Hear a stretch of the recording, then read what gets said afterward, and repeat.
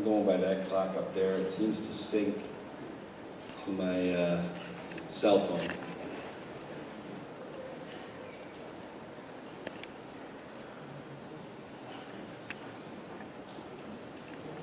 Oh, is that it, time?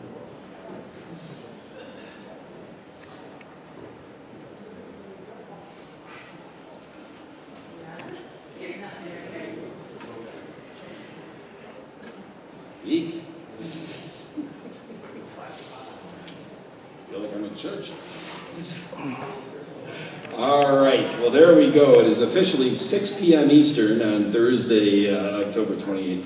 I want to welcome everybody to tonight's public meeting here at Webster Thomas Auditorium on the Sandbar Park proposed project.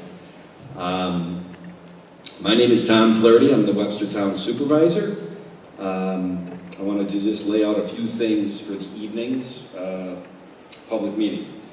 First of all, we did put this into the Webster Thomas Auditorium because of what we thought would be certainly the demand for people coming to this public meeting, and the town boardroom in our courthouse may not have been able to accommodate everybody comfortably. But unfortunately, we have to play by the school district's rules. And the town, we are okay with people being unmasked in our facilities if they have been vaccinated, but the school district rules, and we posted this on the internet, social media. I know everybody sees social media. This was promoted through social media. You do have to wear a mask in this facility at all times. Tonight, we will see a presentation, a PowerPoint presentation for about 10-15 minutes. Chris Bilo, our Parks and Rec Commissioner, will be one of the presenters, and Matt Chatfield, who is the Executive Director of WEDA, the Webster Economic Development Alliance, will also be a presenter. When they are done with the presentation, we are then going to open up the floor to a question and answer period. If you have a question, just raise your hand. We have Kim Doyle in the supervisor's office, and we have Glenn Morrell, who is our Parks Director, who will float around, get their steps in, right, Glenn and Kim, and they will come out to you at your seat so you can ask the question. We've assembled a panel of, I think, 8 people, maybe 9, that have, is Attorney Genesi here yet, or, I don't know if he's coming tonight, is he? He might have had a conflict. But certainly, based on the question, the genre of the question, we have architects, engineers, finance people here that can answer the specificity or the genre of the question. With that being said, it's interesting. I moved to town about 26 years ago, and from what I have seen, looking at the history, that's about how long it's been since the activity down on the Sandbar began with the town and obtaining land, or starting to plan obtaining land to have a park down there. And tonight is just a continuance of that 25 plus years, and what I would assume will be another probably 1 or 2 years to the completion of a vision that the town had many years ago. So with that being said, Chris Bilo and Matt Chatfield, I'm going to hand the baton off to you. So, as Tom mentioned, my name is Chris Bilo. I am the Commissioner for Parks and Rec. What we're going to do tonight is we're going to go over a brief presentation. Shouldn't be much more than 15 minutes.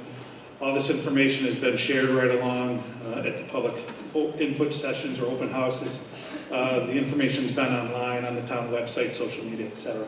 We just wanted to make sure we sort of set the stage tonight in case there's people that haven't seen that or haven't been as aware of some of the projects. Next slide, please. So the project, the Sandbar Park project, really is kind of in 3 components. There is what is called READY, which is for flood mitigation. there's a park improvement section, and then there's obviously the building component. So there's really three pieces that make up the Sandbar Park project. Flood mitigation really focuses on that Lake Road elevation, flood protection wall, and then also the pump station protection area.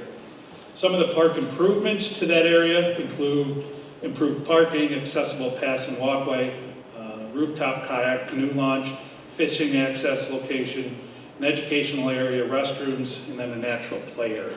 So those comprise what are the park components. And then obviously that building that's listed as, that new building is to be built on site with a maximum size of 2,400 square feet. The town is working towards developing a state-required bid process to occupy that space as a restaurant type of a facility. So that is sort of the component behind the building. The purpose of the entire project is to improve the Sandbar Park location, protect the area from future flooding, and provide a safe and improved public access to the park, including both the shores of Lake Ontario and Arundequoit Bay. Next slide, please. I'm going to let Matt Chatfield from WEDA kind of go over the history from a timeline standpoint. Good evening. Thank you, Chris. As the supervisor alluded to, this project and this process, the revitalization effort along the Sandbar, was contemplated in the late 90s. In 1998, the town adopted its local waterfront revitalization plan. One of the key initiatives and recommendations of that plan was the establishment of a park on the Sandbar area. At that time, the town did not own any property, and in the ensuing years, it did acquire lands either through purchase or gift that now comprise Sandbar Park. And continuing in that vein, in 2015, the town applied for and was awarded money from the Department of State through the local waterfront revitalization program, the LWRP program, for the design and planning of a waterfront park on the Sandbar. About $118,000 was awarded in 2015, very late 2015, maybe just around December. And then throughout 2016 and into 2017, during that first flooding event, the town had selected its design consultants and had started preparation for design activities, which continued into 2018 through the establishment of the Sandbar Park Advisory Committee, which was chaired by Councilman Dean and involved town staff and as well as residents and business owners along the Sandbar. That design effort took place in earnest throughout 2018 in a preliminary fashion and resulted in recommendations being made at a public meeting in 2019, January of 2019, just as the waters were continuing to rise during the second most recent flooding event that took place on the shoreline. And as a result, there was one of those recommendations was for an alternative that would relocate Lake Road away from the bay. And that alternative had come into fruition throughout 2018 as a way to connect the east and west ends of the park. And it was determined in April of 2019 from the advisory committee that was the preferred alternative to provide for a destination element that would provide as great access as possible along the waterfront for Webster's residents. Therefore, it was identified that relocating Lake Road was an interest of the community. However, at that time, there was no funding identified and no timetable for implementation. Ensuing months, the waters continue to rise, and the New York State Ready initiative takes hold. It's Resiliency and Economic Development Initiative funded by New York State to help the shoreline communities deal with the wrath of the floodwaters from 2019 and what was determined to be likely ensuing years. So flood mitigation design and efforts continued throughout 2019, and the town at that time put the design of the park on hold so it could understand what the ramifications were for the higher floodwaters. As a result, it was awarded funding at the end of 2019, in November of 2019, for flood mitigation initiatives as part of that READY program. So now we had two parallel design projects taking place at the same time. We had the park design, we had flood mitigation. Those were combined in 2020 and coalesced into one initiative through preliminary design, through 2021 into final design, and now towards construction heading into 2022 with completion in 2023. And with that, we can go to the next slide.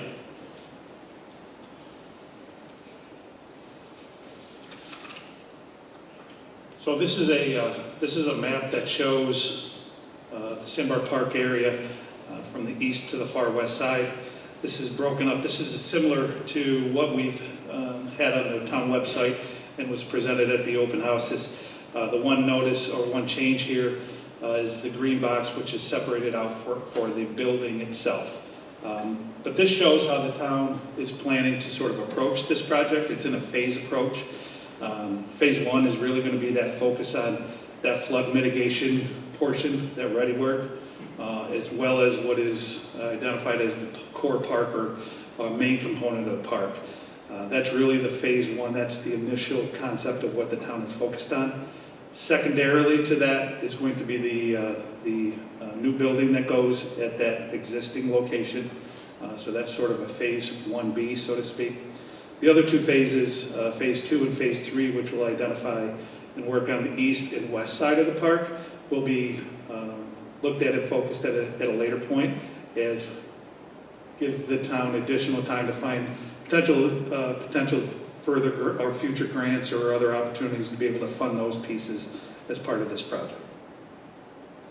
Next slide. So a lot of the questions and comments have been about cost. So briefly, this is the town is looking to bond up to $9.5 million. That does not include the cost of the building. That is for flood mitigation ready, and then also that park work, both phases 1, 2, and 3, actually all 3. Currently, we have $2.49 million that have been secured, as Matt just mentioned. The town has applied for up to $3.99 million through CFA grants, which means there is a potential to have right around $6.48 million to be able to work on this project, again, for flood mitigation and the park components. We won't know the $3.99 million until later in 2021 when those numbers are released, and we'll get to a future slide here in a minute that goes into a little bit further detail. Next slide, please. So this slide actually breaks down some of those costs. So on the top left is the current project cost. That totaled at just over $9.3 million. That's for the flood mitigation and ready work. That's Sandbar Park, which again excludes the building, then the engineering survey and inspection fees. From a finance standpoint, the secured grants, that's that $2.491 million, $324,000 from Parkland Trust Fund. So from a committed funds to dates, roughly just over $2.8 million. What we did is we used $2.5 million for those CFA grants. Instead of estimating the full grant, we used a more conservative number of $2.5 million, which will leave a serial bond amount to be financed at just over $4 million. How does that break down from a cost standpoint? The bottom two pieces. The first bullet shows that if we receive the $2.5 million in CFA grants, the average home at $176,200, and that is a current number, would be right around just over $16 annually. And then the second bullet, it shows it if we do not receive any grants, so that would be sort of a worst case scenario. That annual fee breaks down to, again, using the $176 figure for your home is $27.79. Next slide. I'm going to let Matt go over the building and potential future use.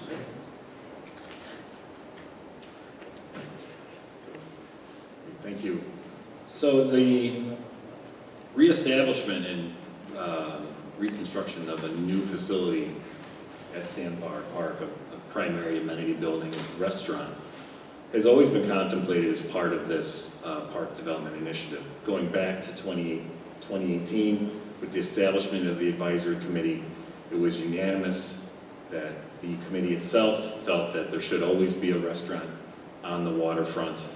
And it just so happens that as a result of the flood mitigation efforts that the Bayside building itself is not viable into the future. So that building will need to be replaced with a new restaurant.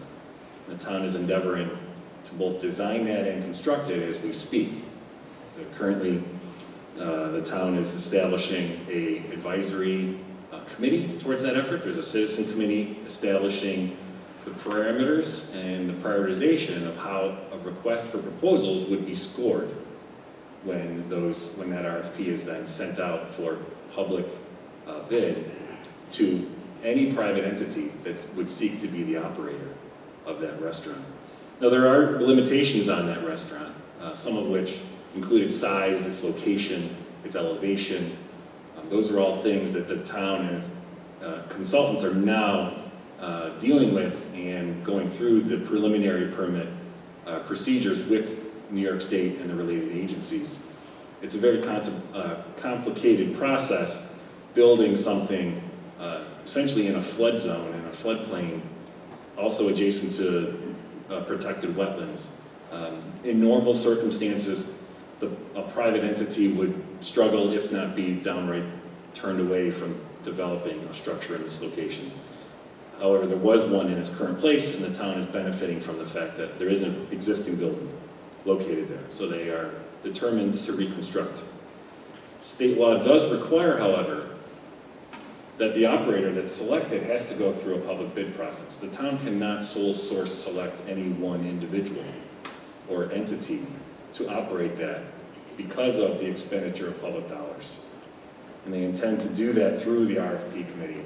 And the hope is that that entity will be selected in early to mid 2022 so that operations can commence in 2023.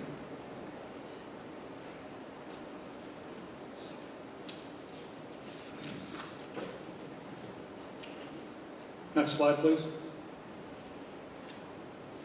So similar to what Matt just discussed, the intent is that from a timeline standpoint, the town is planning to have a restaurateur selected early in 2022.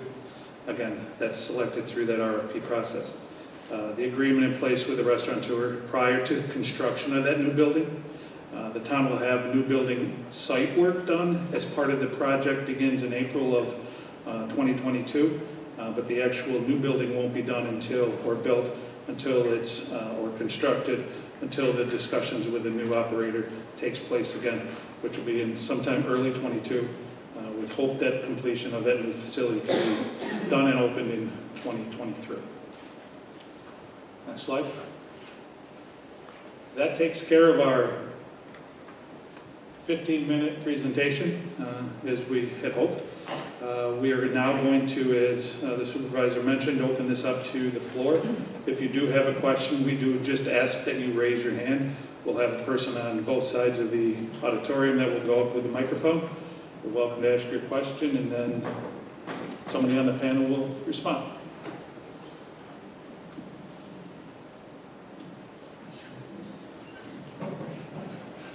Thank you. Okay, thank you. First of all, I want to thank the officers and various representatives from the town coming out and discussing this with us.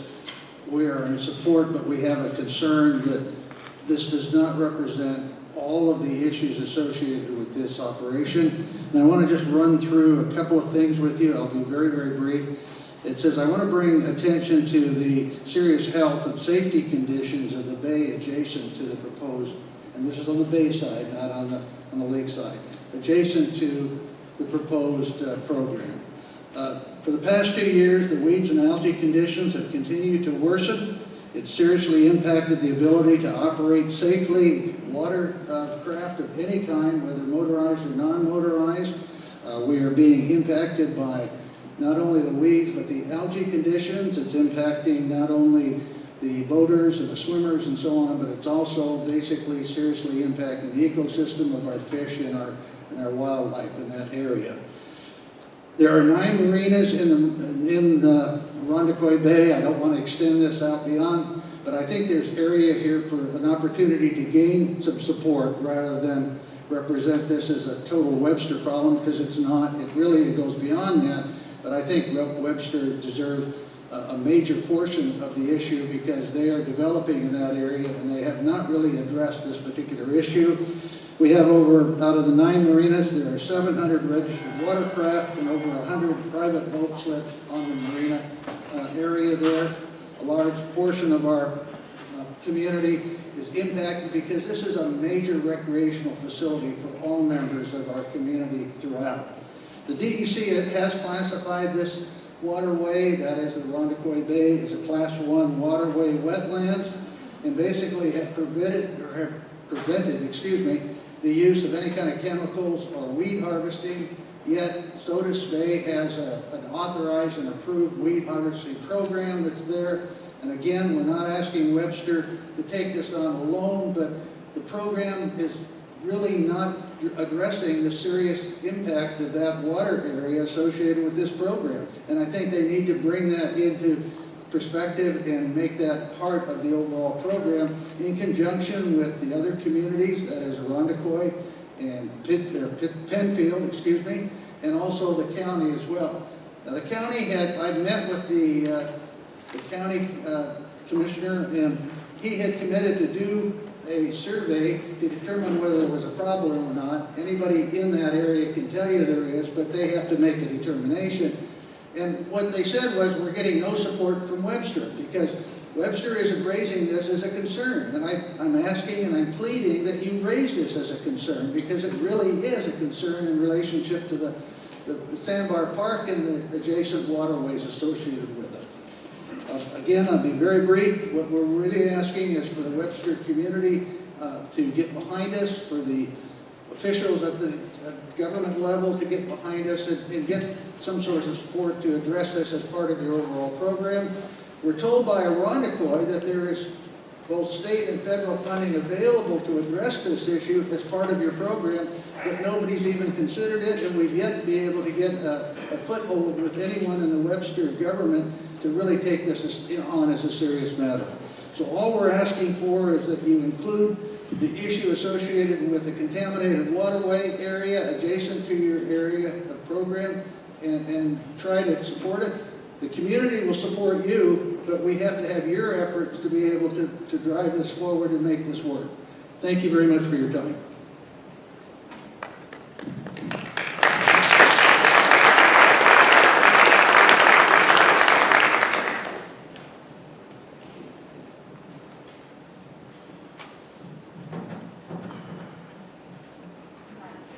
Pull up the map that you showed before of the project.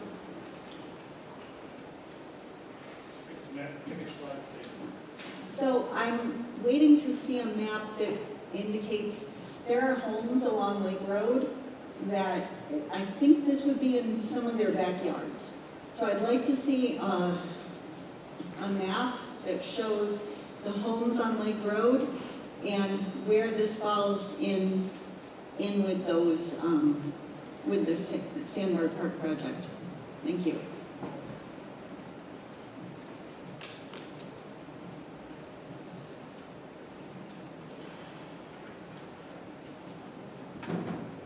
Hi, thank you. I just want to say, I live on Lake Road and I do like phase 1. Your ideas for phase 1 seem to be beautiful.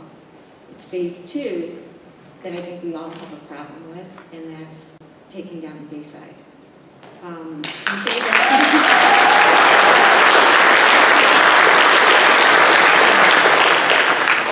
You say that keeping the building is not viable, and I'm wondering if that's actually correct.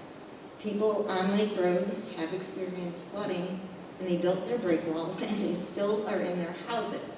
Nobody had to take their house down. Also, the flooding was supposed to be a 1 in 100 year flood. Granted, it happened twice. That's why everybody's upset with Plan 2014. But are we certain that flooding is going to impact us all so much that we have to take our beloved restaurant down? I don't know about that. Yeah. Also, this cost is to be borne by the person or company that wants to build the restaurant there. Do you have any idea how much that might be? And do you think a restaurant here could actually pay that cost and then still not even own the building? It's still gonna be a town building? Like, who's going to do that? And if nobody does that, what are we left with? Nothing. A slab? Beautiful park. So I think that there are serious issues, and I want you to just step back and say, do you really have to do this? You don't. No. Thank you.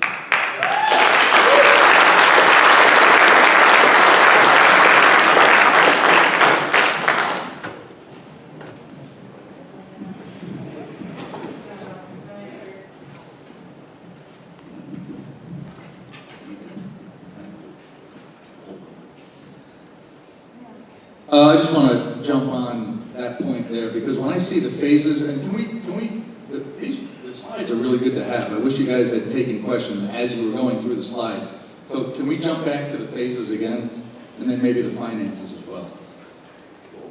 So it would have been a lot easier to have a visual and then ask questions on those. So if we could go back to the slide that has the map we were looking at with the phased approach. Is that possible? Okay, sorry. Thank you. Thanks very much. Here's the part I don't get. A couple of things. First off, on all the drawings that I've seen, and first, you guys talked about, today I heard some language, and it was one of the first times I really heard it from the entire government, I feel like. And what I heard was, we're really going to have a restaurant. No matter what, we're going to have a restaurant here. We always thought we were going to have a restaurant here, and now we're telling you we're going to have a restaurant here, because I'll tell you right now, I have not felt that for a long time.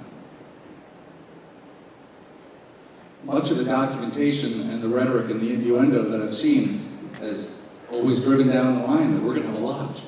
We're going to take the restaurant out and we're going to build a lodge. And there's lots and lots of material that shows that, including the original design plans that were given to the Ready Commission and many, many others. For that matter, Mark, the original design drawings did not say restaurant on them, did it? You guys created those, right? We did. Yeah.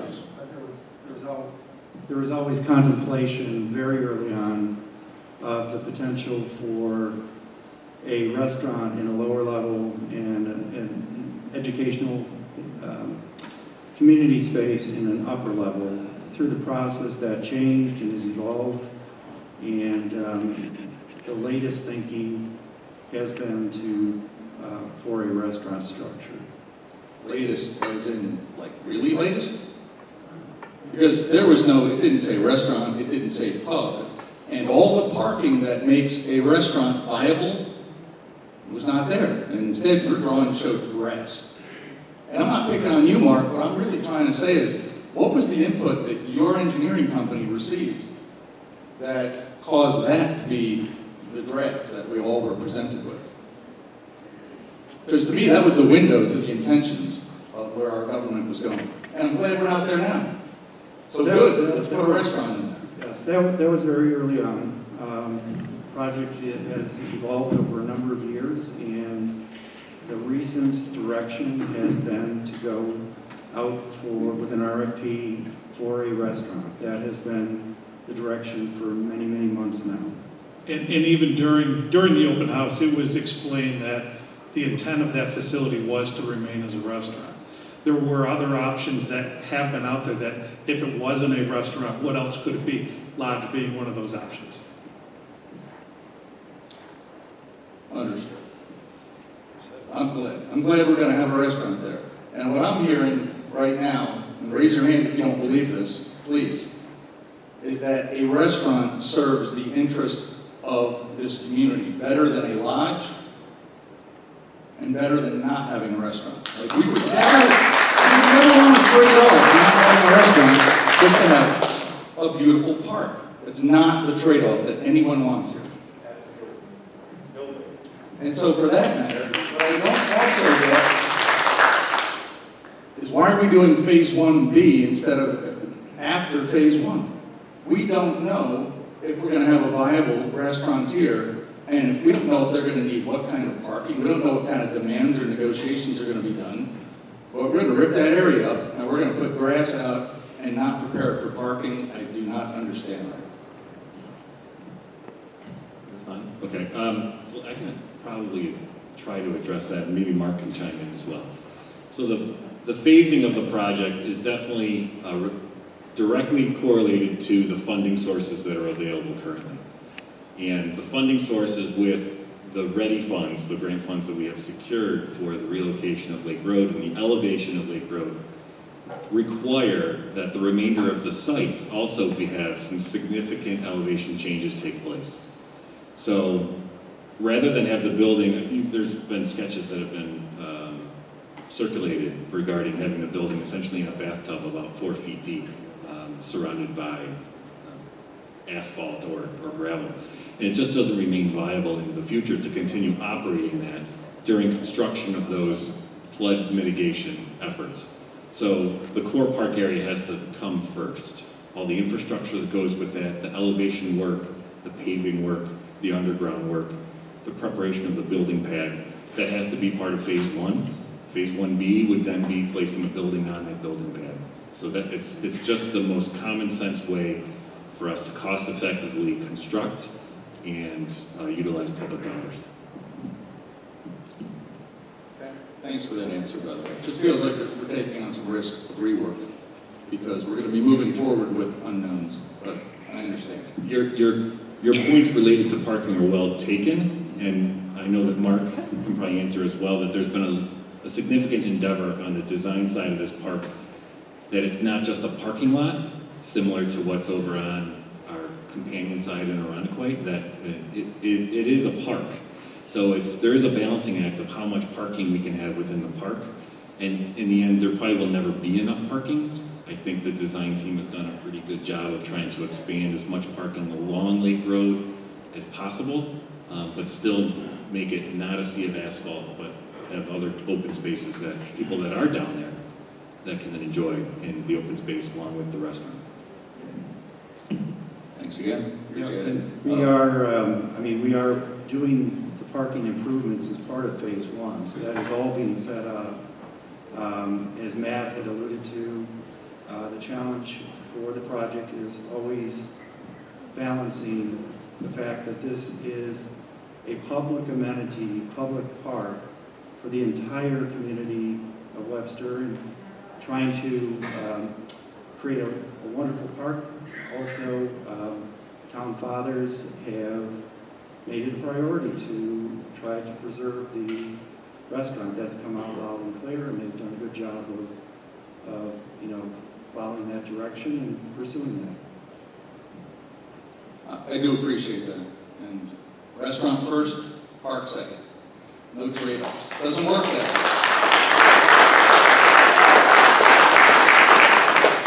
way. Last question regarding finances. I was just curious as to where the funds to demo the current Wayside building are coming from.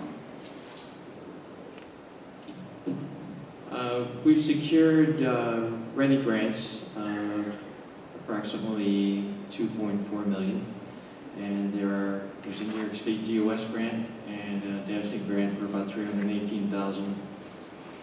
So New York State, that ready money is going to go towards demoing infrastructure? Yes, it's all part of it. Okay. Yeah, the ready grants cover the flood mitigation, which is the Lake Road West End drainage improvements and the shoreline flood protection. Okay. And is there an anticipation of any asbestos abatement for that? Is that known and incorporated in the estimates or no? I don't believe an asbestos survey has been done on the building. That's still an unknown. It's a big unknown. Thank you.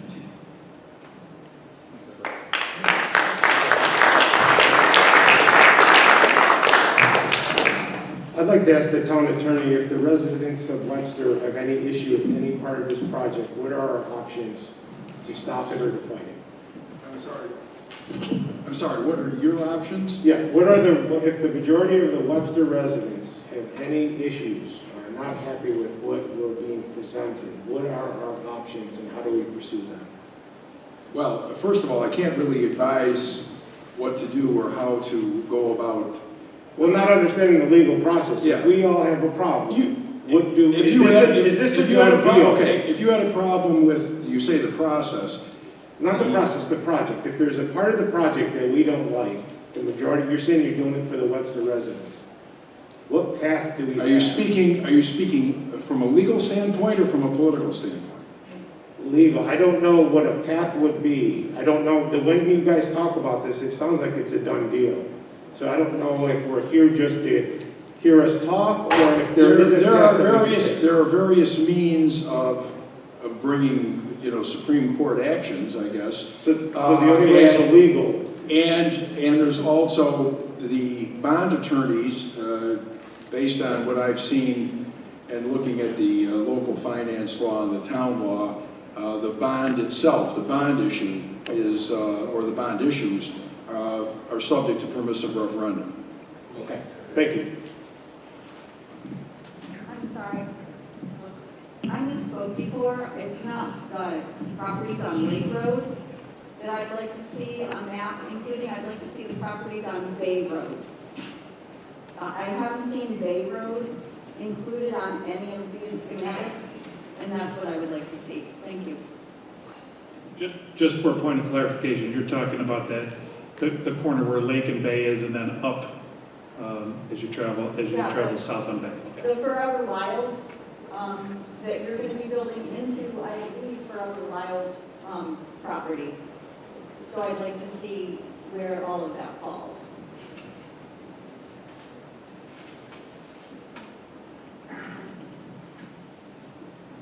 I have a question and a comment. My question is, on the maps and the drawings that I've seen, it looks like, and I'm going to ask you to verify or not, all those nice lovely trees that are to the east of the Bayside are going to get torn down during this during the break wall raising? Is that correct? The whole large lawn area with the large cottonwood trees that is to the east of the Bayside, the vast majority of those in that area are staying. Very limited removals in that zone. Okay. Your drawings don't make it look that way. And my comment is, you basically reduced me to a one-issue voter, and I can tell you that anybody in elected office in the town of Webster that has voted to get rid of the Bayside is going to not get my vote, and I am going to do everything I can to make sure my son votes for you.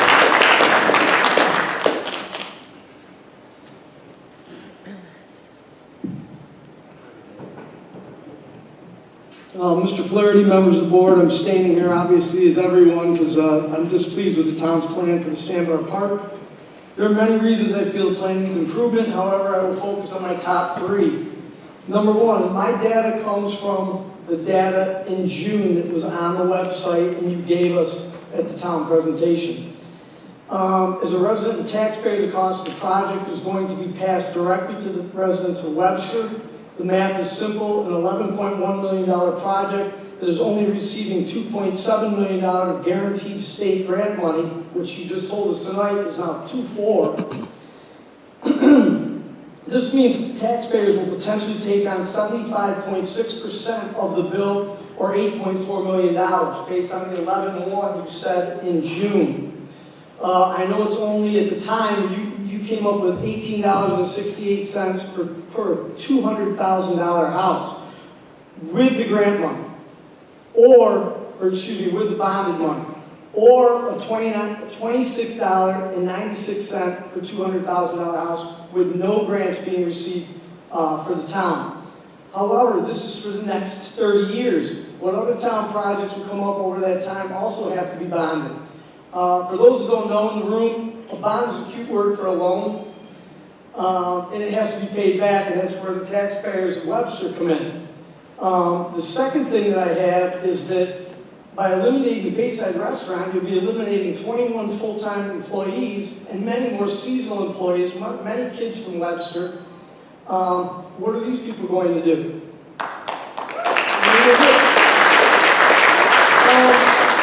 And lastly, the public open house events offered only one solution to the alleged high water problem. Any responsible homeowner that undertakes a renovation this size has multiple designs, multiple bids, multiple ideas. why is there only one plan for this project? That's my main concern. Now, hold on. With only one plan being shared, the agenda, it seems like there's a different agenda. That's my personal opinion on this. And lastly, I mean, my questions are, where we're doing phase one, how much of the road flooded on phase one? That's my first question. My second question is, why is the building not viable? The water never entered the building, is my understanding. And lastly, when was the last time a state project was completed on budget? That's all I got.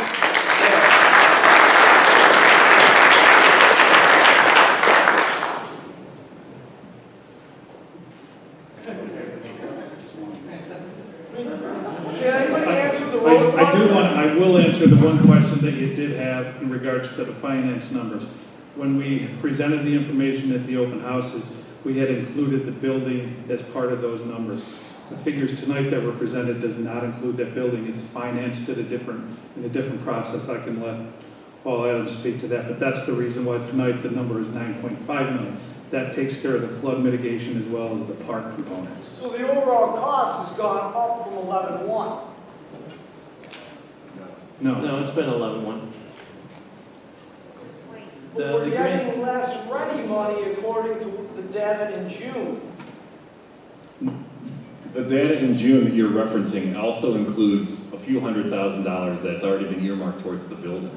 So without including the building in the 9.5 million, we can't include the grant funds that are being applied towards the design and construction of that building. So that's why it seems that the funding source that we've obtained and has been committed has gone down. Those monies are there, we're just not including them because we're not contemplating in this presentation the funding for the building. Are you sure that money is there? Fort Bay ran out of their money.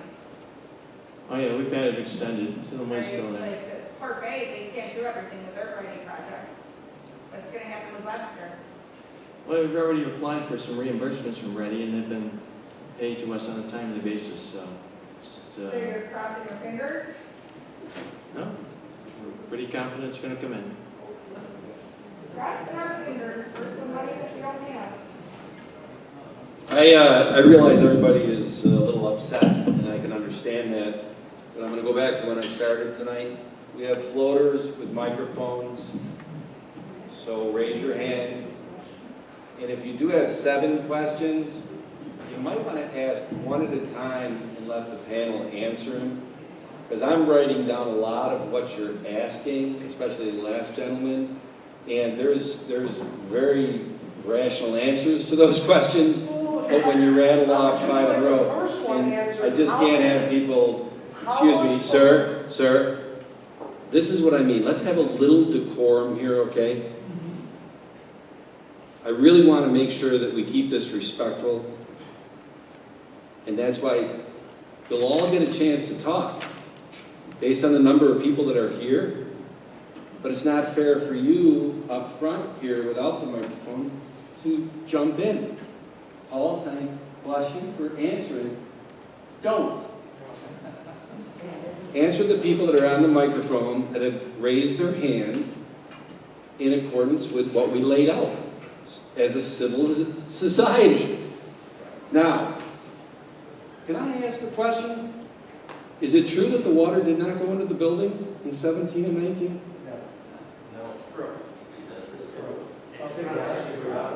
All right. Okay. It's good to know. There's been a lot of talk about pick up the building after we put the 4 to 6 feet of fill in. And Rob and Tom, who I met with 5 times throughout this process, and I could answer the one question about it seems like a personal agenda because of the one plan. This plan has been going on for the last several years. I just got in as supervisor. I don't know what personal agenda I jumped onto. We're trying to finish up a project that has been going on for years, and we all do know, and it has been spoken, the IJC 2014, which many of you who live down there know that has not been rescinded.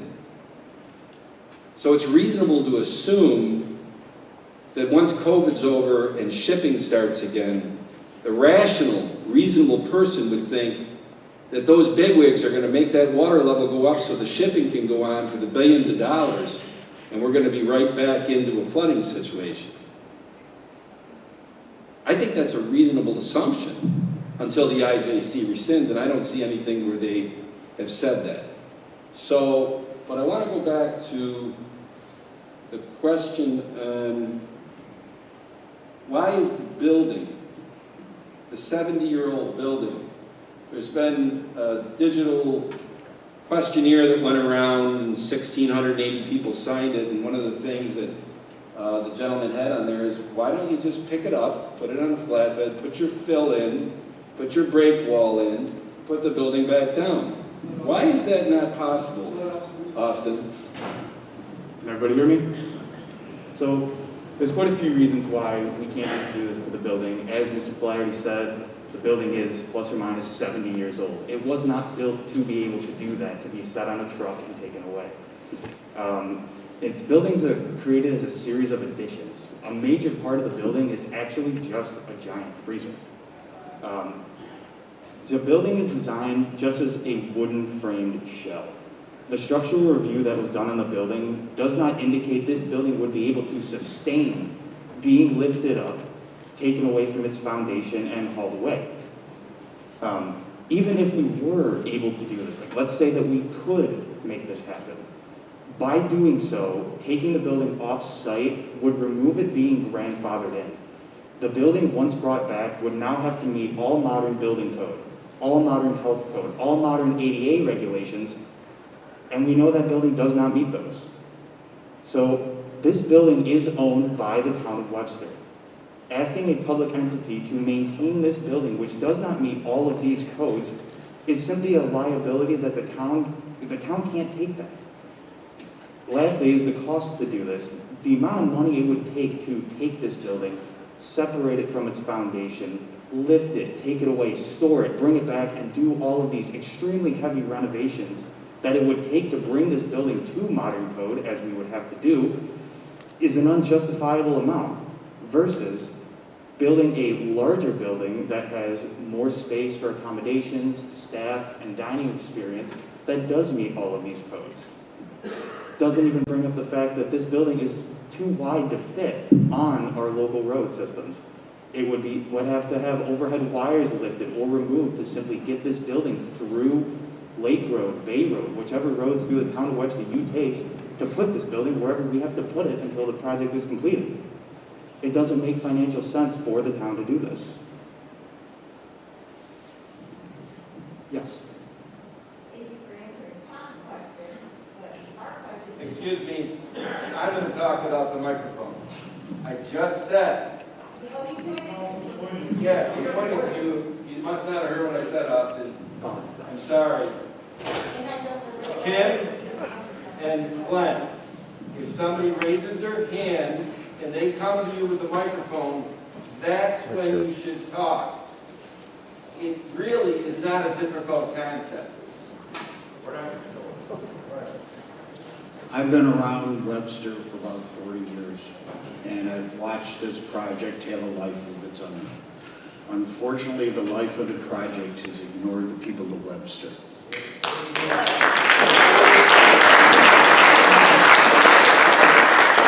Tom and Rob Ono have created Webster's own Cheers restaurant.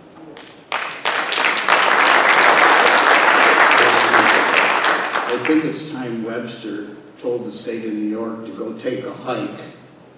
I've never been stopped in 40 years on Lake Road because the water was flooded out. I know it happens occasionally. Big deal. I've lived on homes in Lake Road and on the bay. It's part of it. But not every town has a Cheers restaurant that they can call home. This is ridiculous. Webster needs to get some cojones and tell the state enough and keep the restaurant and stop this discussion.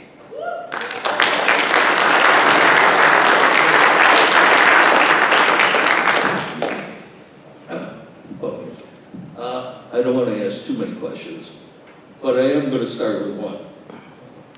how many people do you project coming there, excuse me, on a summer weekend? I'm sure you've already projected how many would come to this park on an average weekend. We don't have specific numbers, but we would envision that it's probably going to be one of the more frequented parks, especially during certain times of the day, for both the sunrise and sunset times. Do we have the number of people who come to the Wayside on a Saturday and Sunday? Do we have those numbers? May I We counted, I thought we did some. May I please have Rob answer that? Because I guess he would know better than anyone. Could you have Rob on that? I'd like to ask another question. Question is, Saturday and Sunday, how many people are going to be coming to, on a regular basis, to Wayside? In the summer? Oops, my bad. No, on any sunny day at the Wayside, there's easily between 100 and 175 cars. How about people? I would say somewhere between, on a single day, it's 700 to 1,000 minimum on one night, on a Friday or Saturday night. And can I then follow up?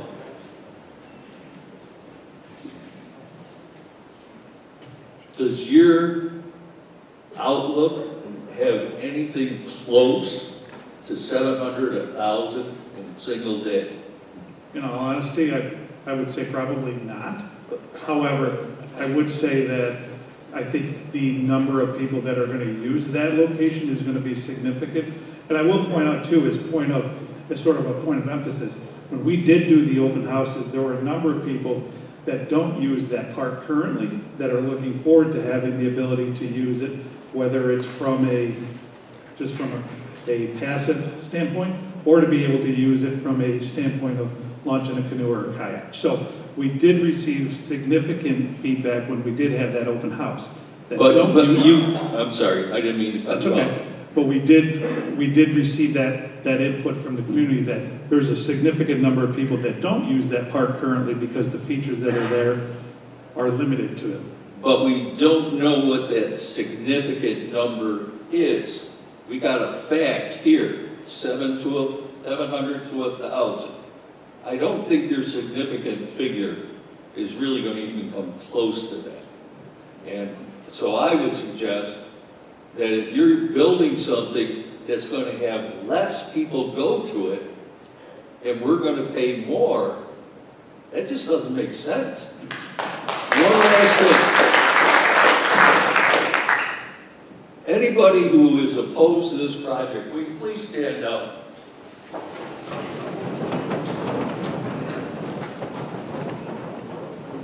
Do we need to say more? Thank you.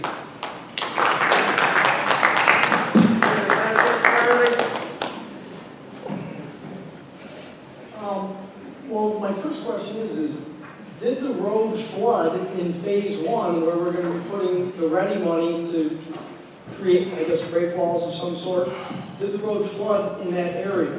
Right. So the genesis of the READY initiative, right? So flooding had happened in 2019, and it was pandemonium. I think most of the people that live along the lake shore, along the bay shore, remember that. And the state convened multiple committees across the state, right? The state government convened multiple committees. There was one convened here in Monroe County that had all the lakeshore communities. And membership from each of those lakeshore communities attended these meetings and talked about the problems they were having and the priorities for public infrastructure. And the public infrastructure prioritized health and safety and critical infrastructure. So health and safety, including emergency access along corridors. And during the discussion, it was constantly bantered around that we needed to plan for a 252 number. Now, the water never achieved 252 in 2019, but the number that we were being told is that we needed to plan for an eventual occurrence of 252. That was the directive that was given. And as a result of that directive, the elevation of Lake Road followed that to maintain emergency access, at least to the extent that the town had control over the public lands along Sandbar Park. So the elevation of the entire corridor is not viable. There's no elevation change viable west of the Sandbar Park area, west even including up to, starting at Castaways, moving westward. There's no room to raise the road without significant impacts on private property owners that are heading to the west, because it's the corridor and then people's garages are, feet off of the right of way. So the reason the road is being elevated is because at the time it was around 250, I think is the current number. Is that accurate? Is it roughly 250? 249 and a half, 250, somewhere around there. But the number we've been directed to design improvements to prevent eventual flooding, it's not that it didn't happen yet. It's that we've been told, and we are under the impression that we're not going to cross our fingers and hope that it doesn't happen, but we're going to plan into the future in case it does. And that is why that number was selected, and that is why the road is being raised. So the road didn't flood. It did not flood. It never reached that point where the road that's existing there never prevented emergency vehicles from getting down. I believe the water reached the painted stripe in certain areas, but it did not reach the crown of the road, no. Okay, and again, I don't want to be just all negative about it. There's got to be better solutions to this project. One of my suggestions is it possible to raise the road with the grant money and then sell the Bayside property to the highest bidder. Now we generate tax revenue with waterfront property for the town of Webster. That takes an act of the state legislature.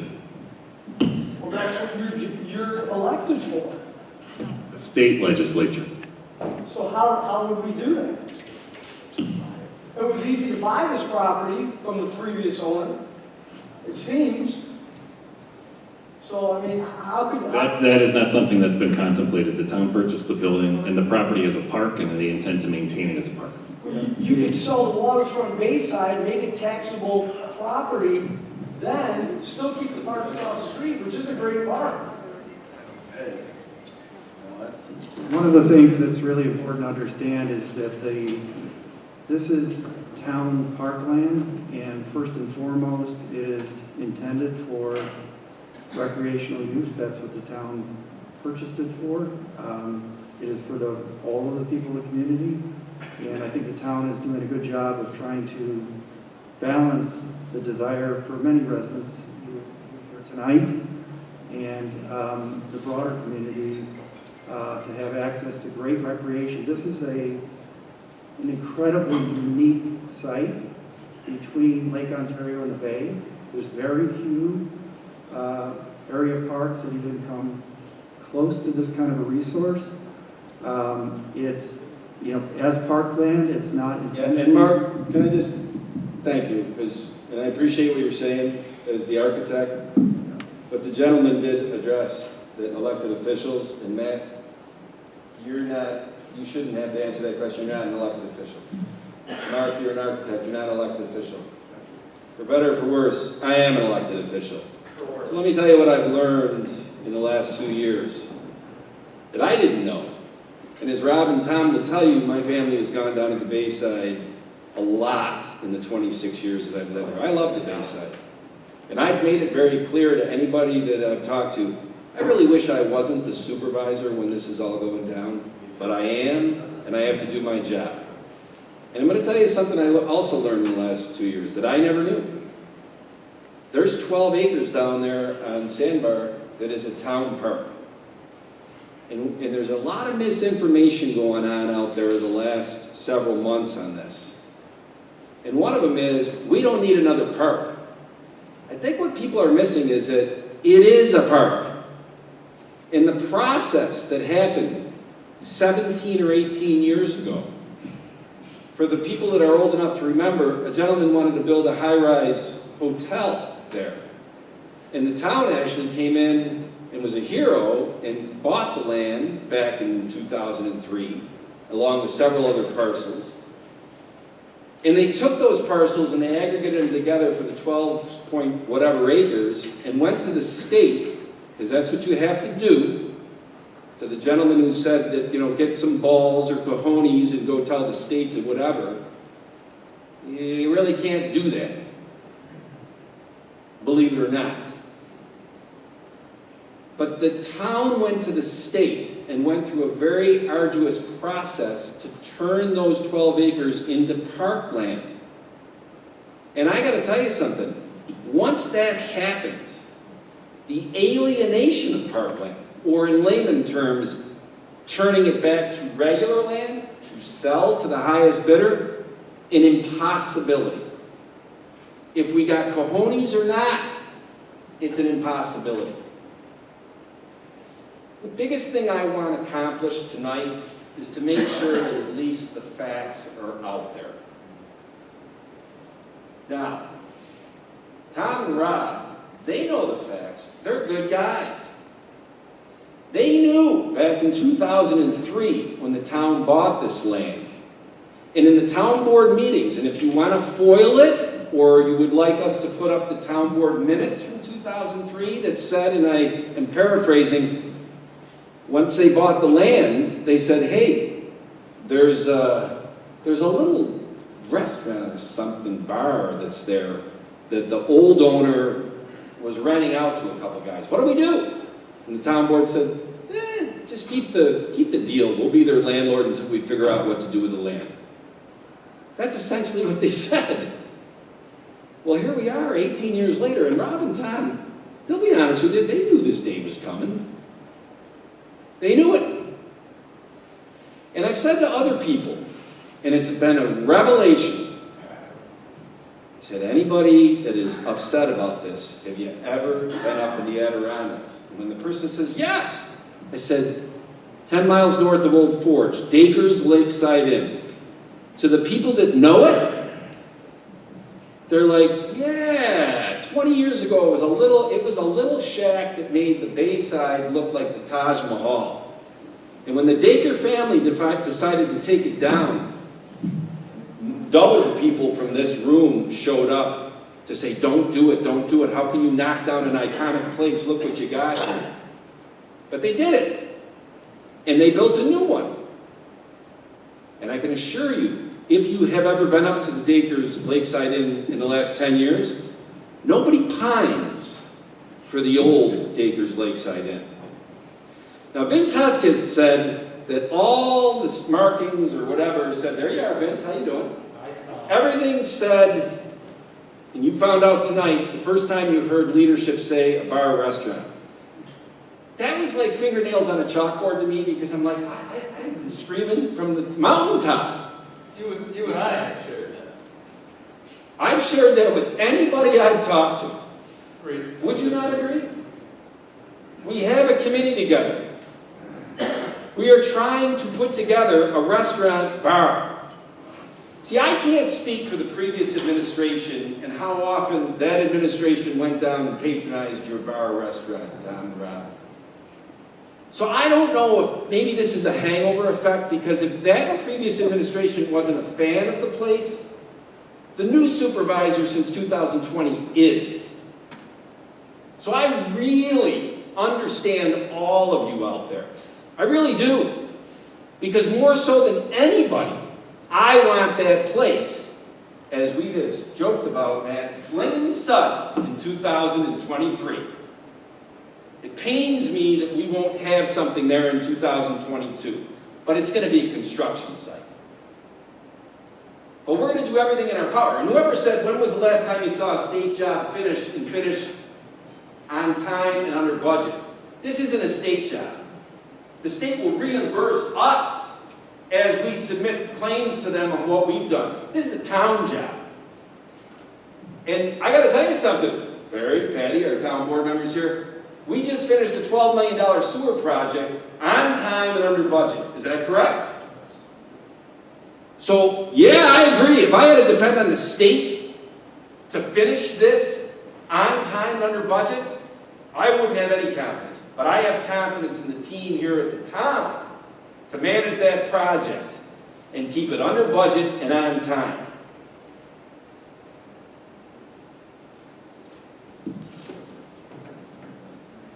I'll sit back down. Get my steps. Mr. Flaherty, this is a side note, but didn't Dakers burn down? I could be wrong, but I'm pretty sure it Did burned not. down. Are you sure? I am positive because I had my rehearsal dinner there when I got married. Ah. And my whole family bartended at that place. And Midge and Tal Daker are friends of ours. Okay. If it It's a did beautiful burn down, place. You know why it burned down? Because I think the local firemen came in and did one of their plant burns. Okay. Well, that's not the facts, but Yeah, a good story. either way. It did burn down, Yeah, okay, but it was planned to burn down. okay. So, You are absolutely correct. I want to thank y'all for being Live by the here. sword, die by the sword, right? I've been asking a question that I can't get anybody to answer, and I guess this is the right time to do that. Throughout this process, I just want to know, since we're doing this for the community, did anybody on Lake Road, any of those homeowners ever get asked if they want this to happen? So did anybody go door to door? Did anyone take a vote for this to happen? Did the town just decide, let's build this park? Now, I did not organize, I participated in the original advisory committee that was organized by the previous administration, but the members of that original Sandbar Park Advisory Committee, I think all of them lived on the Sandbar Isthmus, right from Bay. Either they owned a business there or they lived there. I believe almost all of them lived on that corridor. Well, I'm saying on Lake Road, right here, because you're gonna have to drive through this park to get to everyone. And that's what I'm saying, they lived between Bay and the outlet. Okay. So, some on Oklahoma Beach as well, yeah. Okay. But there was a vote? Was there a vote from homeowners saying that they wanted it or they didn't want it? As far as, has there been A vote from the community vote from saying the that they community? want the park there? Well, the park predates this, so I would say that the members of the advisory committee were in favor of the project. I guess my question is more about the community and the people. Was there ever a vote in the town to say, are you for or against this project? Or did the board just decide, we're gonna move forward with this project?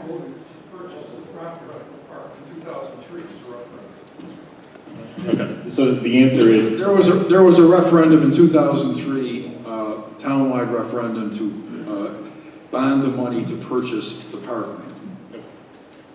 So there was a vote of the whole community to purchase it and bond the money and pay, and I think we're probably close to paying it off, right? Yes, we are. Hi, my name is Matt Elliott, and I've been a Webster resident my whole life. A couple questions. I've spoken to many people involved in this. I've spoken with Tom a few times. I've spoken with Rob a number of times. I'm also in development myself, so I understand a little bit about construction and what we're doing here. First question I had was, one of the original slides that was presented at one of the other open houses, it showed that the capital project, H0216, had $1.3 million set aside for the construction of the building. Is that still in effect? Is that money still secure? unfortunately, I don't have the slide in front of me that you're referencing. The monies that we do have secured from DASNY, which is the Dormitory Authority for the State of New York, totals $200,000 for the building and park, or actually for the building. And then the DOS grant is for the park. $200,000 is secured for the building. Well, this was specifically labeled Bayfront Building Town. Bayfront Building, that's the capital project, and that's the cost estimate, the 1.364 million, sir, is that the Yes. number you're referencing? Yes. Right, that was an estimate for what it would take for a full-fledged, fully functioning public building. So that was kind of considered like the worst-case scenario, the most expensive version. Right, but in this slide, it's presented as it's part of the money that's been secured. It's not secured. The The funding on the left is a cost estimate for construction.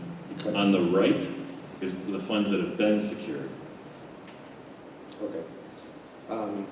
Number two, with all the, I've been to almost every one of these open houses and I've been following this very closely, obviously.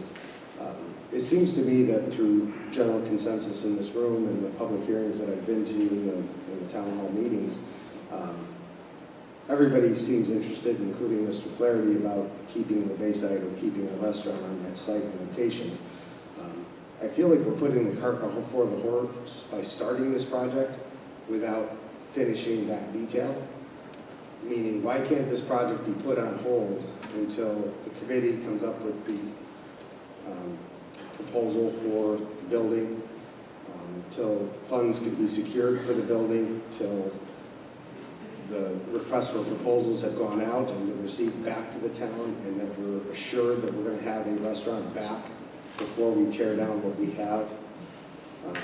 My understanding is the only reason we're starting right now, and I could be wrong, and correct me if I am, there is an expiration date on the funding from the state to raise the road and the funding that you've already secured. So it seems to me that we're just jumping into this without doing what the community is voicing and has voiced at every single one of these meetings. I have yet to come to one of these meetings and have anyone stand up and say, no, the Bayside's got to go. I haven't heard any input. Maybe you guys have heard stuff that we're not hearing, but everyone I've spoken to about this project says the same thing over and over again. Without the Bayside there, without a restaurant in that location, the park is going to get half the use that it uses now, which means less than a third of the general public that's going down to that area right now will go. Does anyone have any comments? You bring up a really good point regarding the timing, and the answer that you provided is largely correct. The funding source for the flood mitigation efforts is not a recurring source of funding. So in many instances, there are timetables for grant funds, right? And they are on an annual basis, and we can cycle through. So typically the CFA, which is the consolidated funding application, that's what you hear, regardless. There's state funds, state agency grant funds. That program comes out every May. We submit applications in July. We're awarded funding in December. It basically happens every year. So if we don't hit a funding cycle in year one, next year we can try for it, we can put something on hold. The ready funds themselves are a one-shot deal. There is no opportunity to put those funds on hold and then recoup them at a later date. They will be reprogrammed, it's a single-time program. And one of the issues that we had when we were identifying the relocation of that road as the preferred alternative was how would we go about funding it? And the sources for funding for that roadway reconstruction are minimal, to be honest. And it's not that they don't exist, but in the funding that's available and the matching requirements for the locality is very unfavorable to the town of Webster, versus the ready funds are very favorable for us. We need to accomplish the realignment of the roadway to prepare for the development of the park.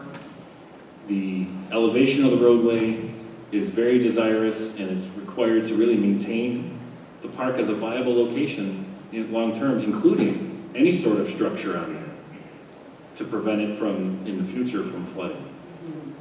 Including the pump station, which actually is a very large, significant piece of critical public infrastructure. So yes, we are subject to timeframes that are beyond our control, but it's not as if we can just hit the pause button and then actually effectuate the project.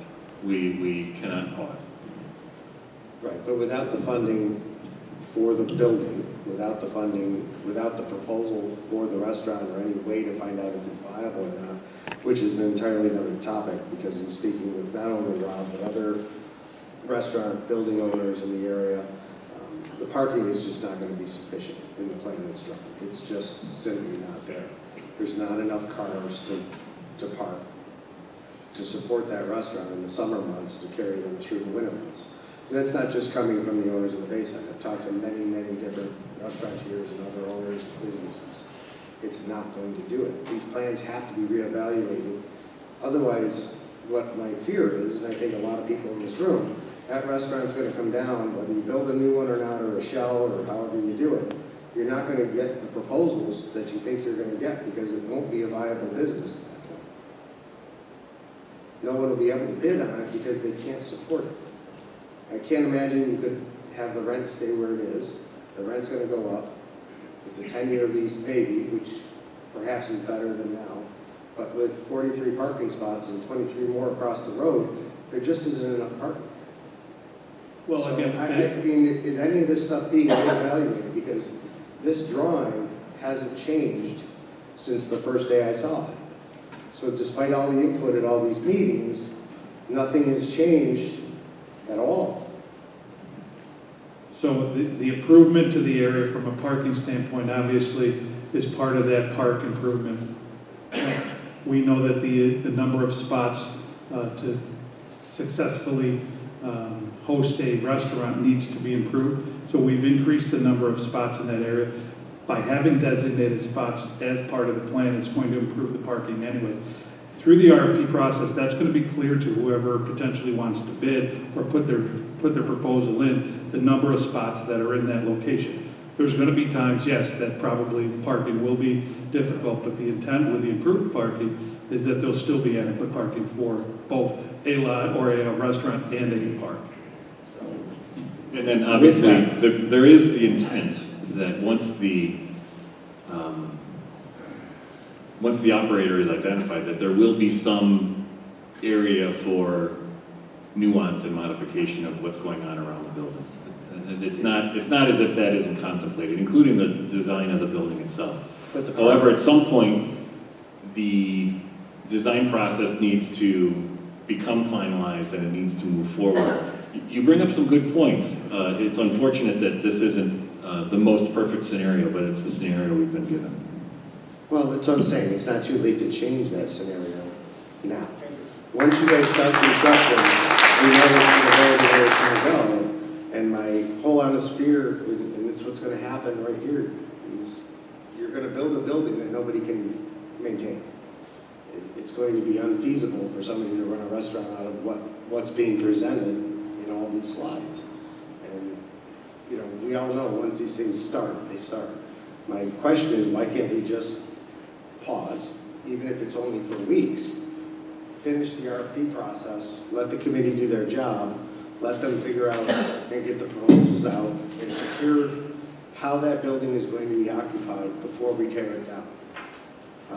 That would give peace of mind. I haven't heard a single person in the community, anyone I've spoken to, and you guys haven't alluded to, there being an overwhelming outcry from the rest of the community to tear this thing down today.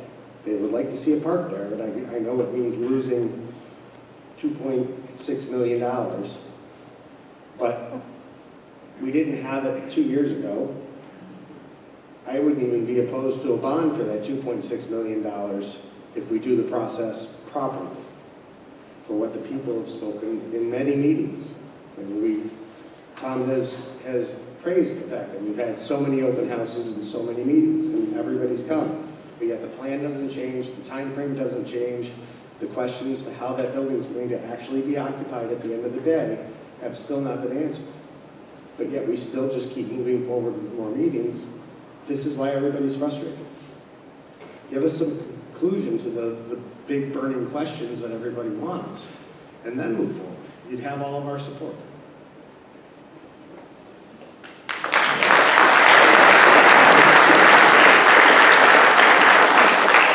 I'd just like to point out that you say the plan hasn't changed, but I heard originally here that someone said that it was supposed to be a lodge or a shared restaurant lodge, and now the plan is to have a restaurant. So I think that plan has changed because the town has been listening to its residents. I have just one comment. As a resident of Webster since 1996, who voted to not put a hotel on that property, and who voted and has been paying for the bond, I am very much looking forward to being able to use this property to put my canoe in the water, to not feel like it is the private enclave of people who live there. So as a Webster resident, I want to voice my support, which is not going to be popular right now. And I understand that. But there are a lot of people who didn't come tonight, who looked at the pictures and looked at the designs and said, this is really beautiful. I'm looking forward to being able to use it. So thank you. And please know that it's not just the naysayers. Okay? There are those out there who believe this is what we need to be doing.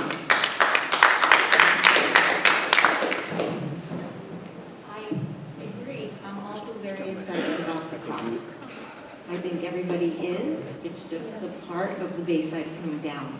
And I've asked before, and Austin, thank you for explaining why it can't be lifted and shifted over.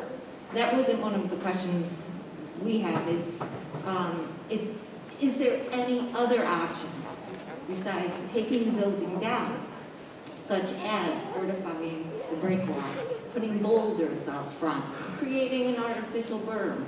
Have you looked at other alternatives where you can simply keep the Bayside and shore it up and save so much money and grief? Have you done that? Yes. In short, yes. So when I know someone else asked earlier that if we've looked at other options other than the break wall.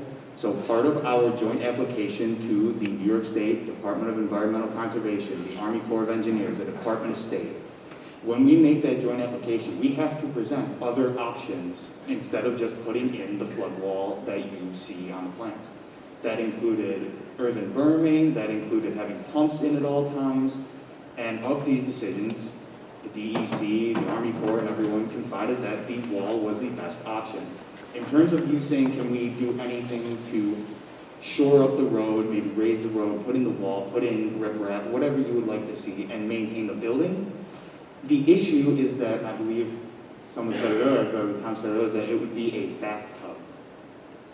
The problem with that is if you raise the road as much as we are going to raise it, you put the wall on the other side that is going to prevent flooding.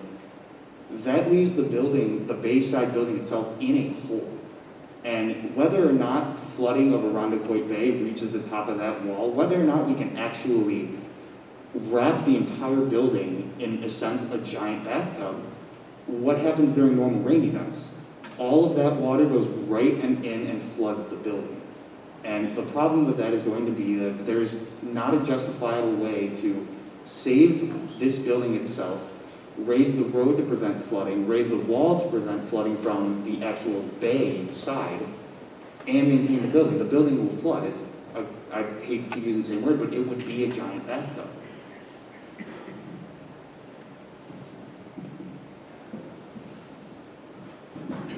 Hi, yeah, I've got a couple questions and some comments.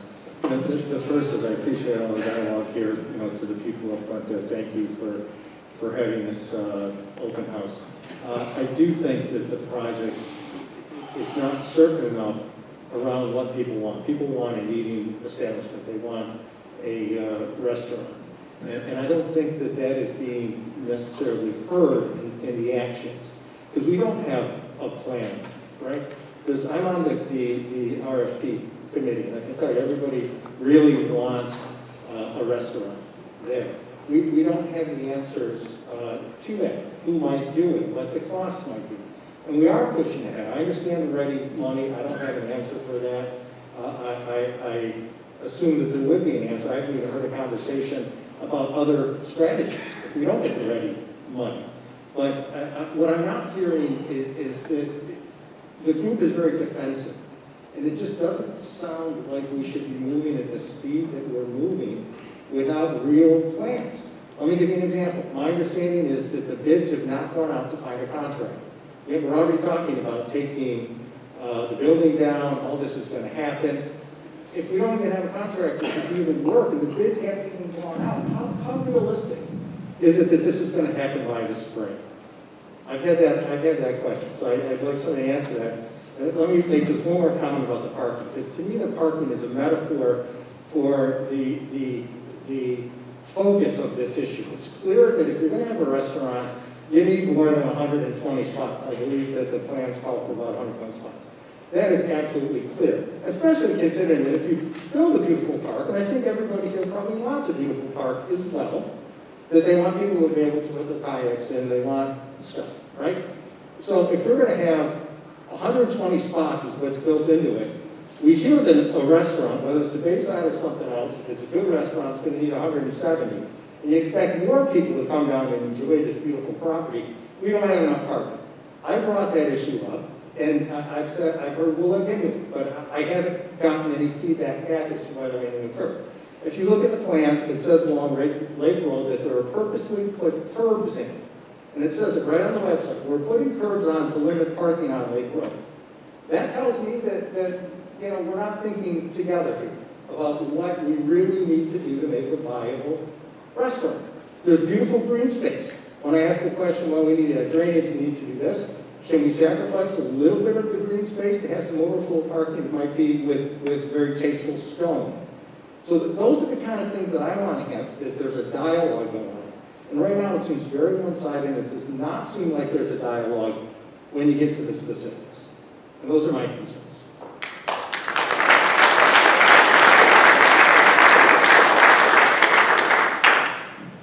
Well, I will say that the drawings and the specifications are at 90%, and we're pushing towards 100% in the next month, so that's where the design stands right now. I wouldn't say that we're neglecting to get into the details, because that's exactly at the point that we're at right now with the project. And it's a standard design bid build project, so we would design the building coming down before we had a contractor on board.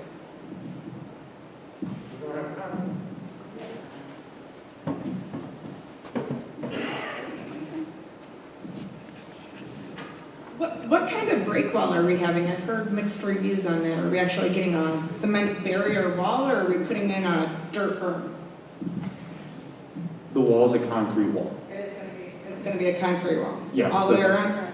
So how the plans currently are is that Webster, Sandbar Park has two walls. One wall is going around the Monroe County Pure Water Pump Station. I think everyone doesn't have an issue with protecting the pump station so that everyone's sanitary issues are met on that part of Lake Road. The wall that is everyone's a little more concerned about, or the one you were speaking about, is the one that would go just to the south of the new proposed building. That wall is a concrete wall. The dock would connect to that. The patio for outdoor seating, outdoor event space, goes right on top and is flush with that wall. So there's not going to be like a wall in your face that you can't see the bay. The wall and the patio are all flush together. Are there going to be any pumps? How do you mean? Like, let's say we go over that 252 number. Yes. Then what happens to the water there? It's stuck there. How's it coming back up? So the wall is higher than 252. Okay. That 252, those numbers were what the state told us to design to. We've designed above that. That is why, to make sure that we don't flood that building out, that people's sidewalks and that event space doesn't get flooded out, we're higher than what the state told us could flood to make sure that that doesn't happen to everybody. Just that possibility of what it could, but it could go higher than what they also suggested, right? So if you were to take Lake Ontario up to those levels of 255, 256, we'd have everyone's home, Mayor's Marina, all the private homes would all be completely flooded out. That would be a extremely drastic amount of flood. Correct.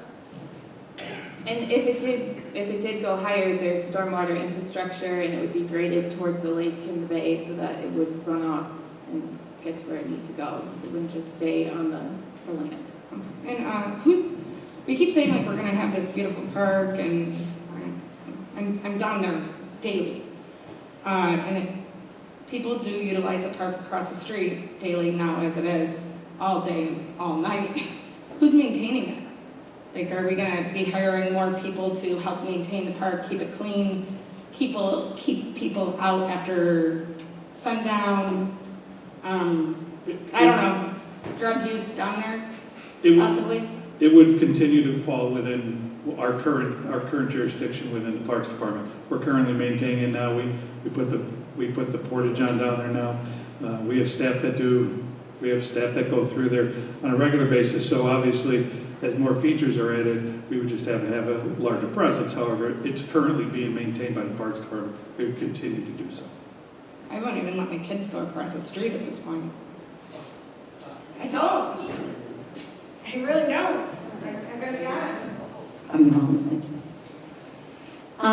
35 years ago, my husband and I moved to Webster because of the lake. We originally were from Michigan. We enjoy the lake, we use the lake. I am delighted that there will be more opportunities for families to have access to the lake. I'm a kayaker. I'm delighted to be able to have that opportunity. I'm thrilled that we have another option of a park with water involved. In Webster, there aren't a lot of places in Webster where you can totally access the water. Definitely you can at Webster Park, but you don't really kayak in the lake. And so this is an amazing project. I understand that there's a real touch point in terms of the Bayside. We've been there too. We enjoy that. But I think the overall picture for many Webster residents, particularly people with children, are going to absolutely love the recreational opportunities that this is going to give them. And I want to thank you for your insight. I want to thank you for your efforts. I want to thank you for your diligence. And I know for a fact that there are details that you are all dealing with when you're trying to set something up and get monies for this and monies for that. And I don't need to know that. I just need to put my trust in the fact that Webster is going to have this opportunity to better utilize a bay and a lake is amazing. And I thank you for that. And I hope we haven't forgotten what the true joy is of living in Webster. Thank you.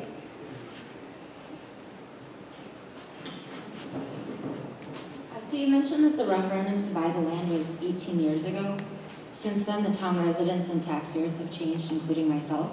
Could we have another vote and referendum for this project?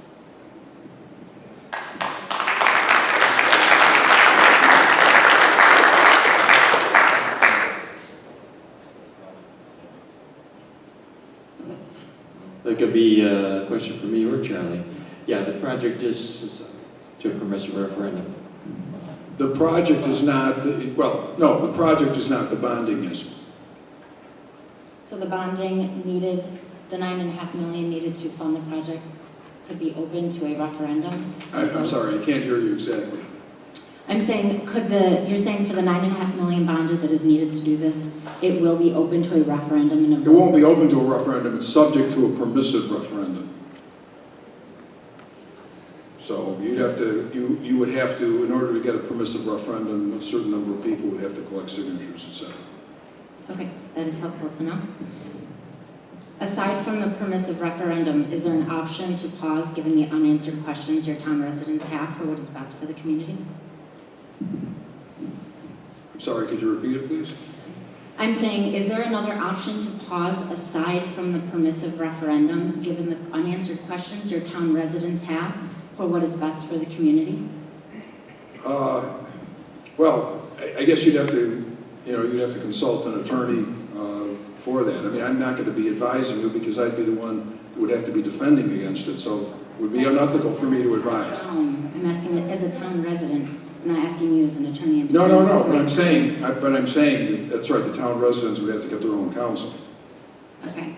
And another question is, if you have a flood wall, why are we also raising the road? And have there been studies to understand the impact of the houses to the west of the road? To the west of the flood wall, where you're putting up that flood wall, what happens to the rest of the community and the houses downstream from that? If I can answer that one. So you're saying just as the end of Sandbar Park ends, the private homes along all the way towards Mayor's Marina, what happens to them? Is that your question? What happens if you're pushing the water from the Sandbar Park? What happens to those homes? So Irondequoit Bay is much larger than just those private homes and Sandbar Park. If water rises uniformly. It's not going to be like a massive wave of water coming at that wall and then it gets deflected into people's homes. The water's rising gradually as the entire Rondequoit Bay rises with flooding waters. Simply having a wall in the Sandbar Park area, I'm sorry, it's a little bit hard for me to breathe with this thing. Simply having that wall in there at Sandbar Park is not going to deflect water at private homes. It's not going to increase the amount of water that is flooding into people's private lawns any more than a microscopic amount of 1/10 of an inch. It wouldn't be capable of doing that simply by how flooding in the bay works. So those private homes, in terms of protecting them, the READY project cannot do anything for private homes. It can protect this public park, and that is what the wall is designed to do. Is there data to back what you're saying, or is that your opinion? How do you mean? Do you mean is there data like flooding data, like a giant computer simulation of what would happen to those homes? Yes. In terms of that, like a complete computer simulation of what would happen with rising waters, where it would go, you can do that based on contour data. The entire park and a majority of the western portion of that isthmus, all the way to Mayor's Marina, has been surveyed. We know the contour data of the existing land. We know where our flood lines are in terms of the mean high water level, the design high water level, and the ultimate high water level that we saw in 2017 and 2019. We can use those contours to determine where the water can get to based on certain flooding patterns. Adding in that wall does not cause a change to those contours, the existing layout of the land for the private homes. Therefore, it doesn't cause any change to their ability to be above the flooding water levels any more than they are now. Does that make sense? It does, thank you. And I think lastly, I just want to make sure that we're not making decisions based on misinformation. The shipping volume in St. Lawrence hasn't changed. The IJC 2014 plan has not changed.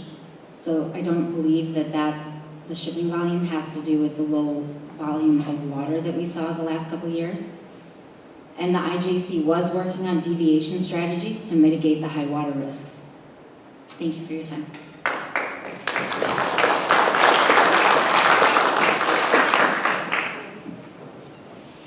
Hi, just one more question about the financing. I did see in one of the alerts that I got on my phone that next, I think it's November 4th, the board will be voting on this bond. Back to the question about getting that out to the public. You know, it was never announced and no one ever told us that there was an opportunity for us to have a vote on this. I forgot what you labeled it as. Does anyone have an idea how many signatures would be necessary? I mean, there's a survey going on already that has, I believe, 1,600 or 1,800 signatures on it. I'm not opposed to our own council, but again, I asked, maybe Tom would be a good person to answer this. Is there any way to delay that bond vote to allow the public a louder voice, if necessary, till we get some answers on some of these things? Well, each bond resolution, which are on the agenda for next Thursday, the 4th, is subject to a 30-day permissive referendum. So, For non-politicians, what does that mean, and how can we act on it? well, that's the legal side of it, but I believe you have to collect a certain number of signatures. It's set forth in the New York State. Yeah, it's set forth in the town law. So that's visible on the town law and town You have website? to check the town law, and you'd have to look at the election rolls and the number of... There's a number of steps, and you find out how many signatures you need to put it on a referendum, and it would be the entire town that would vote on the referendum. Are there any elected officials that are able to provide us with that information? Well, the Board of Elections would actually have the information, they have the numbers. No, I'm asking my elected town board. Well, I can answer this. The 1,680 signatures of Arthur Anderson's online thing, that unfortunately is not how the law works for signatures. Oh, I get that. Permissive referendum. If they were willing One to thing, sign- there was, when Webster addresses on that, there were 480 of the 1,690 that are Webster addresses. You will have to be a registered voter in the town of Webster to sign a permissive referendum. Is that correct, Sheriff? That's correct. Now, as far as the number, based on the last election, I think it is. It's the last gubernatorial election. Yeah. So that's how that works. But Um, Could I call the town? Go ahead. Could Go I ahead. call the town tomorrow and ask them for that number? Or ask them how to help us start that process? I would suggest Not you the get- attorney, the town elected officials. These are the people that are No, supposed I to would be say, working for because us. the town elected officials are not going to know that number. You would have to contact the Board of Elections. The Board of Elections would have that number. But the town that's supposed to work for us isn't going to have a Well, system. the town that's is working for you, but the question that you're asking is how many signatures, correct? Right, but I Well, mean, then you would have to contact the Board of Elections and then work from there, because the town doesn't maintain that particular information, I don't believe. And Charlie, you know what? But I'm not- That's absolutely true, but you know what? Give me a call tomorrow. I'll advocate on your behalf with the Board of Elections. Understand this. You do know early voting is starting, so I want to set realistic expectations. We're not going to get that answer from the Board of Elections until after Election Day. Can we hold the vote on the bond until after that? We cannot. And I'm going to tell you why we cannot do that, okay? All right? And I'm going to address a couple things that have come up in some of the comments and questions. One of the gentlemen, I don't know if he's still here, said, hey, have we done an asbestos thing on that building? No. Actually, I've gotten introduced to the asbestos process. Of course, I removed asbestos when I was in college for 3 years, so I know all about asbestos. Paid for my college. But because we've looked at some other buildings, the price per ton for a non-asbestos building is about $50. For an asbestos building, depending upon the degree of asbestos in it, I've heard it can range up from $75 to $100 a ton. This is a 1,600 square foot building. It'll be interesting to see. As Rob and Tom will tell you, Chris Vile and myself are trying to schedule a meeting with Chris and Tom next week to start the process with them, to continue the process of being very upfront and accommodating to a small business owner during this time. And that meeting next week, as I have said to them in texts and emails, is to start the process of figuring out the 30 or 60-day notice to exit. We are the landlord as the town. They are the tenant. I would also like to see what kind of events they have planned, and where possible, we can accommodate and make sure they can have those events. And I think if Tom and Rob turned around and wanted to say to everybody, if they were honest with themselves, we have really tried through this process, the boring holes being the great example. We had some firm coming in near 4th of July, and we advocated and jumped in and said, don't do that. That's their busy time. And we pushed it to later in July on a Monday. Because we're not trying to hurt you, and you know that. But within that, we will probably have to figure out when we can get in there for a pre-construction or pre-demolition test to see what it is going to cost to demolish it, which is covered in the cost of the ready grants in the project. I'm not very concerned about the delta of the cost between non-asbestos and asbestos based on the size of the building and the fact that I think a third of it is a built-in cooler. Pause. It's a big word that's been used around here, okay? The whole process is a pause. There's a sequence to this. The bonding has to be done before you can go out and do an RFP for the contractors that are going to do the road raising and the break wall. And the fill, something that hasn't been talked about, 4 to 6 feet of fill to lift it all up. Is that correct, Mary? That we have to, and Paul, sequentially first agree on the bonding, and then move forward to the RFP process for contractors? That's correct, Tom. Okay. Now, if the contractors come back on this RFP and they bid way higher than we had anticipated.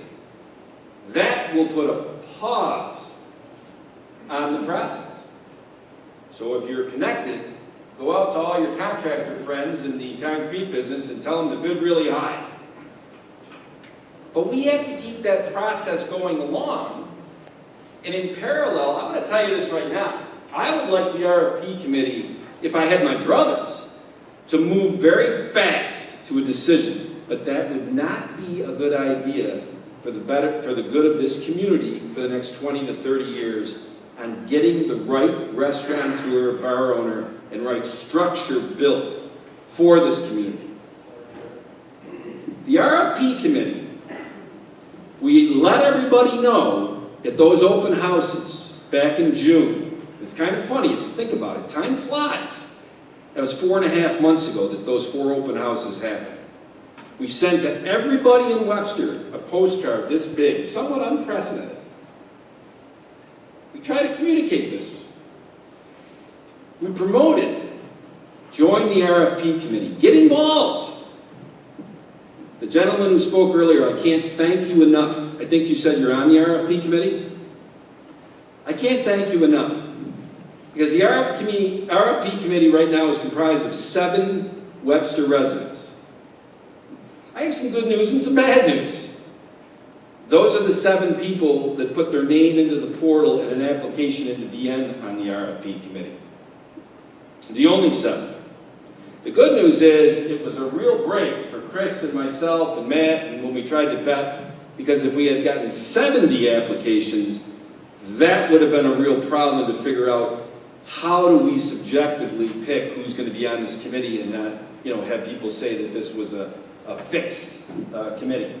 But luckily, I guess from our perspective, only 7 people applied. And Chris, I would say that we've been very happy that we have 7 talented people on that committee that I think will do a good job. I think they've met 3 times? 3 times. 3 times. As we move forward into bids, as we move forward into probably breaking ground in April, it would be so wonderful if we knew exactly who won the bid. And the bid is not an easy thing to figure out who wins the bid on the restaurant and bar, because it's not whoever, a lot of times in government when you bid on the construction of the road, it's low bid. This is not a money thing where the low bidder is going to win. This is a concept. Who is in the best position to run a successful restaurant bar down there? I've said to anybody that listen, I really hope Rob and Tom put in a bid. I really do. Because they've proven they can run a successful bar and restaurant down there.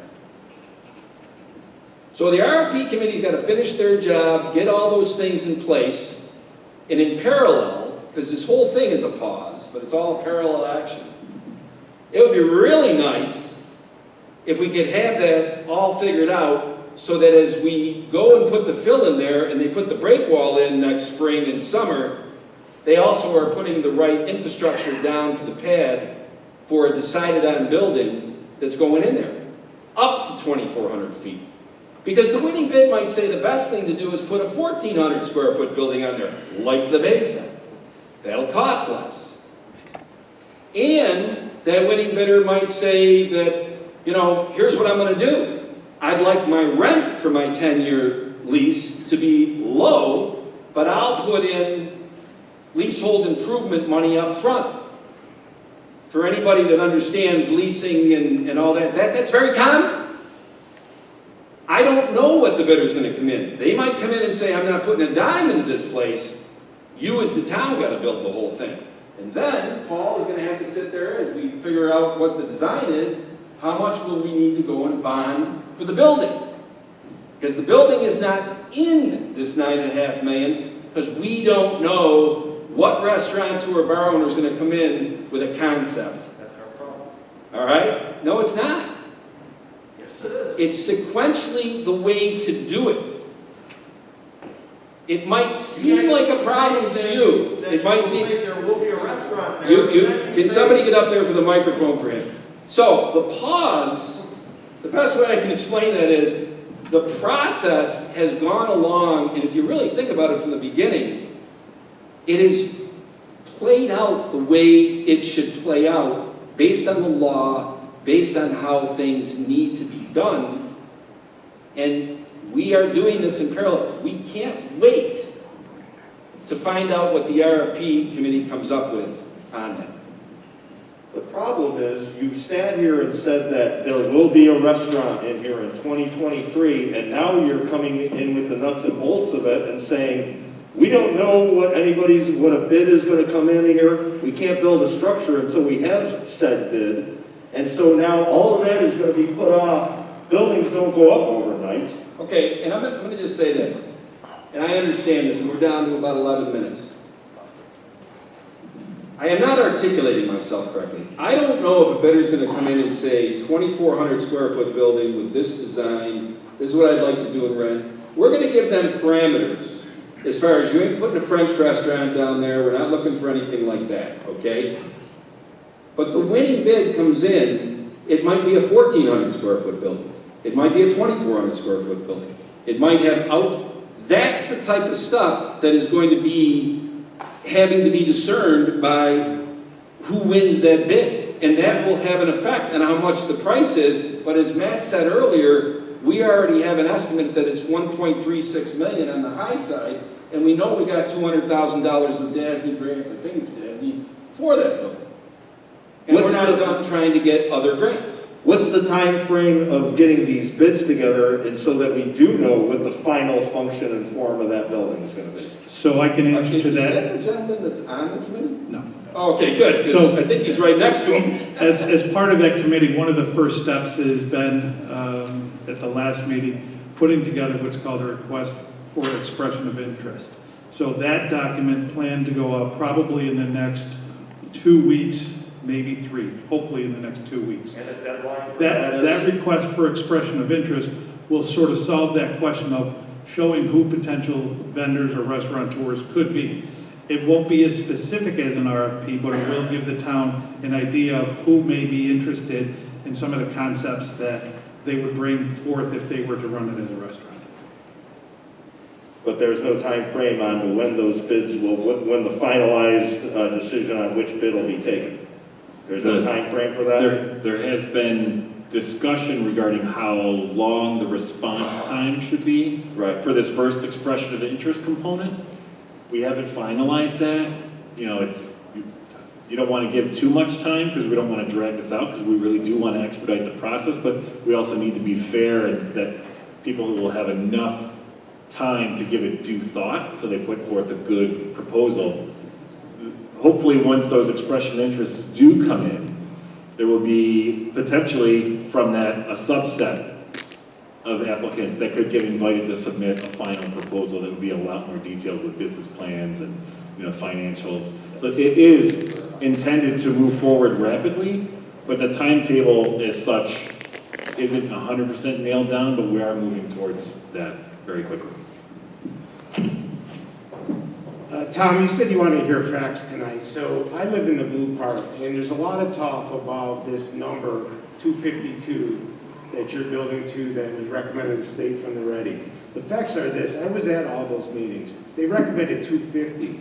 A week later, they recommended 255. We were all freaking out. They don't know. We don't. None of us know. In 2017, my backyard was underwater. I built my break wall to 249 and a half. In this latest flood, my backyard was okay. This year, nobody could even get their boats in. Nobody could go anywhere in that bay because the water's so shallow. So none of us know what that number is. You guys are about to spend a ton of money when none of us know. You talked about those maps. If it goes to 252 to 253, I ran the maps. All of that blue, my house, that road is underwater. So you're going to have this beautiful park, and you're going to have carp on the left side of that road. So you're spending a lot of money as if this 252 is so factual. Nobody knows. The IJC doesn't know. It's been a mess for years since this 100-year flood. So why are you so confident in this 252 number to raise the road as much as you want to raise it when nobody knows what the outcome for the next 5 years are going to be? And to piggyback on that, I'd like to say, if you put in a permanent concrete structure, what are you gonna do when the water is very low? Are people gonna fall to their deaths? It's gonna be too high. So I hope you're considering that. That one's a little more simple, I'll start with that one. There's a fence on the wall. There is a 4-foot, it was originally ornamental, not that you care how it looks like, but there is a 4-foot fence along that entire wall.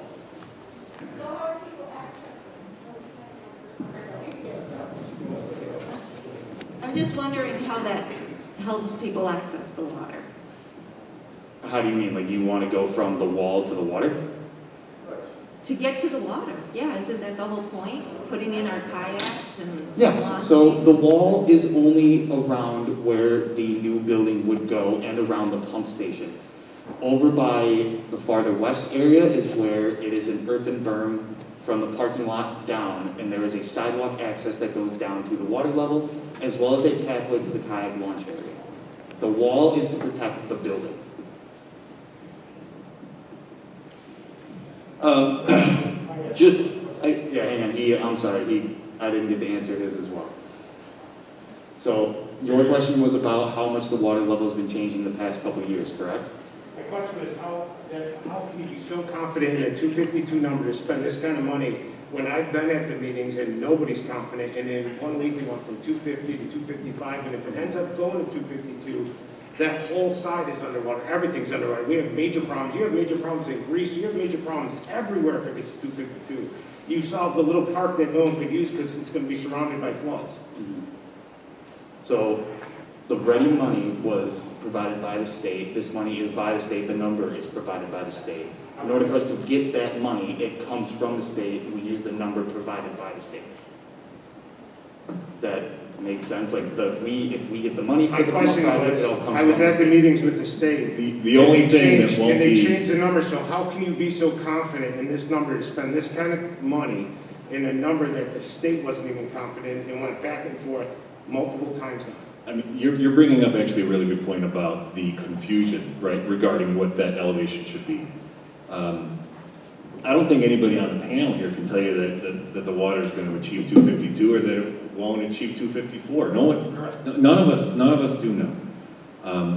I will say that sitting here in paralysis and not acting at all would almost be a dereliction of duty on the part of the community and saying, you know what, we don't know what's going to happen, so we're just not going to do anything. The key thing is, Sorry, but as a homeowner, I raised it to 250, and I'm confident that my land is going to be protected, and I'm not going to spend $9 million. You could raise that wall. And so there's some financial analysis on your own part, right? You said, you know, I'm only going up to this certain height because financially, based on the risk tolerance that you had as an individual, you said, based on all the information I know, based on the amount of money I want to spend on it, that's the number you chose, right? The critical infrastructure and the critical information that the town has to deal with goes a little bit even more, right? So the number for that pump station is critical. So there isn't a delta of, wow, we missed that number. And then that county pump station goes down. And it's not just, that pump station doesn't serve the isthmus. It doesn't serve the spit of land there. That serves thousands and thousands of households who rely on that from the water. There's sewers coming down from the bay, right, down from Bay Road. And then so that sewage actually comes from Penfield even. So the fact is that is a significant piece of critical infrastructure. So it wasn't subject to a willy-nilly guess, and there was some significant engineering analysis that went into that. That being said, there was a number that had to be selected, right? They had to make a decision based on the finances and based on the guidance that they were given from the state. That was the number that was chosen. And Glenn and Kim, it's 7:58. I'd like to know if there's somebody who has a question or comment who has not spoken tonight. Is there anybody, have you not spoken tonight? Come on over right here. These are the last two. This gentleman, he has not spoken tonight? And then this gentleman over here, and we will tie it up. My name is Kurt Knoll. I live on Oklahoma Beach. Matter of fact, I'm sorry, I can't hear this gentleman. on the big arch to the right side of the screen, you see a driveway. That's my driveway. I'm somewhat conflicted because I live at the Wayside. I spend so many meals there and have so much fun there. At the same time, I love the idea of this park. I live on the lakeside. Why not? Wouldn't I want the beauty of greenery and clean up the mess that it is now? The old tires and crap that line the bay, all be gone. Underground power lines, street lights, it's like a step into the next century. The sad thing about it is, and I'm sorry, but there is no way to accomplish what we want to accomplish here without taking that old building down. It's just the right thing to do. This gentleman over here is worried about the water level. The truth is, you plan for the worst and hope for the best. That's why you're using that number. Right now, the lake level is 245.3. If you imagine another 10 feet of elevation, it's all underwater. I mean, myself, I have a 30 kilowatt emergency generator and 5 pumps to keep my basement dry. In 2019, I managed to keep it down to a wet floor. 250, 251, 252, I'm done, I'm wiped out. I only bring this up because the elevation is a critical thing. You have to do it now. You can't do it later and say, oh, shoot, we blew it. Excuse me, that's the way I feel about it.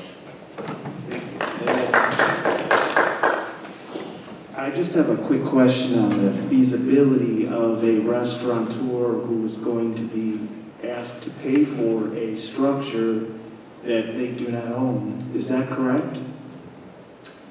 The feasibility is that in many landlord rental situations where the lease, and this is what this is, it's called a licensing agreement where the landlord is a municipality and the tenant is a private business. But let's just, for layman terms, landlord-tenant, commercial lease.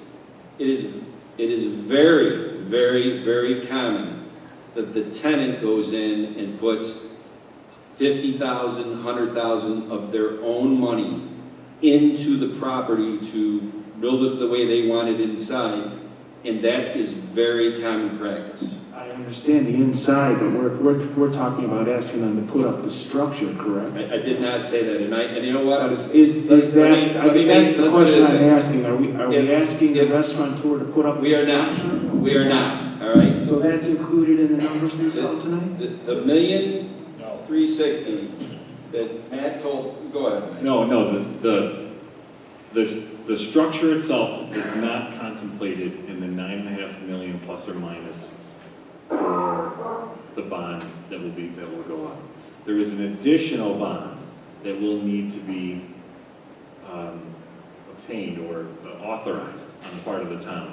Likely, the current scenario is that the town would provide what's called a shell for the building. They would build the shell, they would build the exterior of the building, the envelope, the roof, and they would deliver the building in a given condition to the operator for them to finish to their specifications.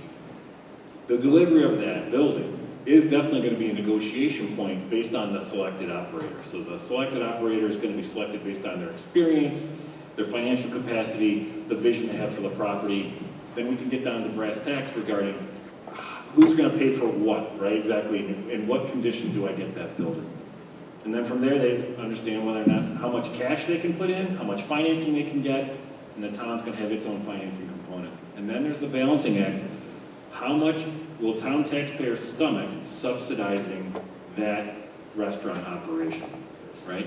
And that's where it comes into play. And Matt, I think, unfortunately, we didn't do a good job tonight. We haven't even mentioned it. There's a very good reason why it was in bold print. The building is not included in the $9.5 million.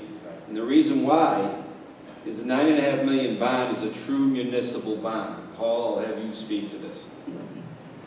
Our bond counsel and consultants have let us know that when you go and get a bond for a building that is going to be a landlord-tenant, a private company that is going to be renting from the town, that's a different kind of bond.